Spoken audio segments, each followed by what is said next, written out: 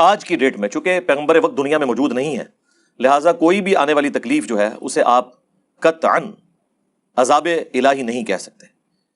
کیونکہ یہ خالصتاً علم الغیب سے تعلق رکھنے والی چیز ہے جو کہ صرف پیغمبر کے ساتھ خاص ہے۔ وما کان اللہ لیطلعکم علی الغیب، اور اللہ کی یہ شان نہیں ہے کہ تمہیں اپنے غیب پر اطلاع دے، ولکن اللہ یجتبی من رسلہ من یشاء، بلکہ اللہ اپنے رسولوں میں سے جسے چاہتا ہے چن لیتا ہے، اور تمہارا کام اللہ اور اس کے رسول کے اوپر، ان کی دی ہوئی خبروں کے اوپر ایمان لانا ہے، بس یہ ہمارا ایٹیچیوڈ ہے۔ بعض لوگ ہر چیز کو عذاب الہی کے طور پر پریزنٹ کرنے کی کوشش کرتے ہیں، یہ بہت بڑی جرأت ہے۔ یعنی آپ کے مخالف کے اوپر تکلیف آ جائے تو آپ کہتے ہیں یہ اس کے اوپر عذاب ہے، وہی آپ کے اپنے کسی پہ تکلیف آئے تو آپ کہتے ہیں یہ آزمائش ہے۔ سب کے لیے آزمائش کا لفظ استعمال کریں، کوئی تھرمامیٹر دنیا میں موجود نہیں ہے کہ جو یہ جج کر سکے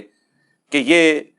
انسان پہ جو آنے والی تکلیف ہے یہ آزمائش ہے یا عذاب ہے۔ آج کی ڈیٹ میں ہر چیز کو آپ نے آزمائش کے طور پر ہی ٹریٹ کرنا ہے، جو قرآن میں اللہ تعالیٰ نے اپنا یونیورسل ایک قانون بتا دیا ہے، وَلَنَبْلُوَنَّكُمْ بِشَيْءٍ مِّنَ الْخَوْفِ وَالْجُوعِ وَنَقْصٍ مِّنَ الْأَمْوَالِ وَالْأَنفُسِ وَالثَّمَرَاتِ، ہم ضرور تمہیں آزمائیں گے تھوڑے سے خوف سے،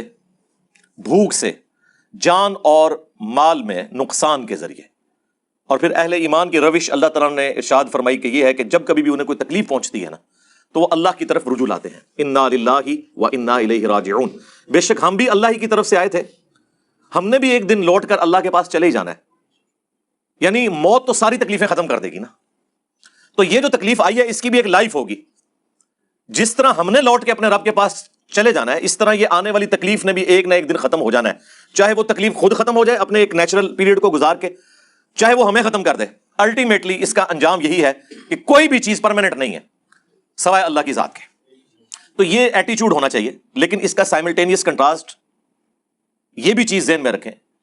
کہ ان تمام چیزوں کے اگینسٹ انسان کو اپنی تدبیر بھی درست کرنی چاہیے۔ اللہ تعالیٰ نے دنیا کو اسباب کے ساتھ جوڑا ہوا ہے۔ دنیا اللہ تعالیٰ نے ایسی نہیں بنائی کہ کسی شخص کو پیاس لگے تو وہ 10 دفعہ درود شریف پڑھ لے تو اس کی پیاس بجھ جائے گی، روٹی کی جگہ 100 دفعہ سبحان اللہ و بحمدہ پڑھ لے تو اس کی بھوک مٹ جائے گی۔ یہ کیٹاسٹرافک کنڈیشن جو قرب قیامت میں وہ ایک بہت ایکسٹراڈنری کنڈیشن ہے، اس کا معاملہ ایک الگ۔ اوورآل دنیا کو اللہ نے اسباب کے ساتھ جوڑا ہے۔ اگر غزوہ خندق کے موقع پر صحابہ کرام کو بھوک اور افلاس سے گزرنا پڑا ہے تو نبی علیہ السلام نے بھی اپنے مبارک پیٹ کے اوپر پتھر باندھے ہیں، اس تکلیف سے گزرے۔ اسی لیے اللہ نے پھر اسپیسیفکلی غزوہ احزاب کے موقع پر فرمایا تھا لقد کان لکم فی رسول اللہ اسوۃ حسنہ، یہ آیت سورۃ الاحزاب میں غزوہ خندق کے موقع پر ہے کہ رسول اللہ کی زندگی میں تمہارے لیے بہترین نمونہ ہے۔ یعنی نبی علیہ السلام ایز اے لیڈر لیڈ کر رہے ہیں تو نظر آتا ہے کہ لیڈر بھی ان تمام تکالیف سے گزر رہا ہے جس سے عوام الناس گزر رہی ہے۔ ہمارے کیس میں اشرافیہ ان تمام تکالیف کا بینیفیشری ہوتا ہے، فائدہ اٹھاتا ہے اس سے، اور تکلیف صرف غریب گزارتا ہے، نچلا طبقہ گزارتا ہے۔ تو یہ ڈفرنس ہے اللہ کے بندوں میں اور شیطان کے بندوں میں، اللہ کے بنائے ہوئے لیڈروں میں اور شیطان کے کھڑے کیے ہوئے لیڈروں میں۔ انسانیت کا درد ہوتا ہے پیغمبروں میں اور پیغمبروں کے ماننے والوں میں علیہم السلام اجمعین۔ تو آپ نے توکل پورے کا پورا مسبب الاسباب کے اوپر کرنا ہے۔ اس کو آپ ایک جملے سے سمجھ لیں کہ اسباب اختیار کرنا یہ سنت ہے، یہ نبی علیہ السلام کا طریقہ ہے، اور اسباب پر ہی تکیہ کر لینا اور مسبب الاسباب سے اپنے آپ کو بے نیاز کرنا یہ کفر ہے۔ دونوں چیزیں پیرلل میں چلتی ہیں، اسباب بھی اور مسبب الاسباب بھی۔ تو یہ پیرلل میں چیزیں دیکھ کے چلنے کی ضرورت ہے۔ اور ظاہر ہے کہ اس تکلیف کے موقع پر ہم جیسے لوگ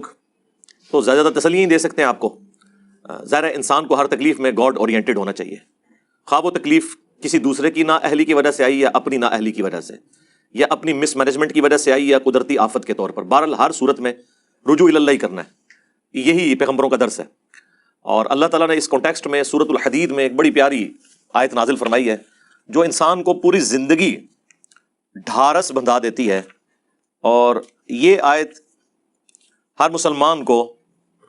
ایٹ لیسٹ معلوم ہونی چاہیے۔ سورۃ الحدید آیت نمبر 22 اور 23۔ اعوذ باللہ من الشیطان الرجیم، بسم اللہ الرحمن الرحیم۔ ما اصاب من مصیبت فی الارض، کوئی بھی ایسی مصیبت نہیں جو زمین میں آئے، خواہ زلزلے کی شکل میں، کسی وبائی مرض کی شکل میں، سیلاب کی شکل میں، کسی بھی شکل میں، یا آج ماڈرن دور میں جس طرح ہمیں امریکہ میں پتہ ہے ٹورنیڈوز چلتے ہیں، سمندری طوفان،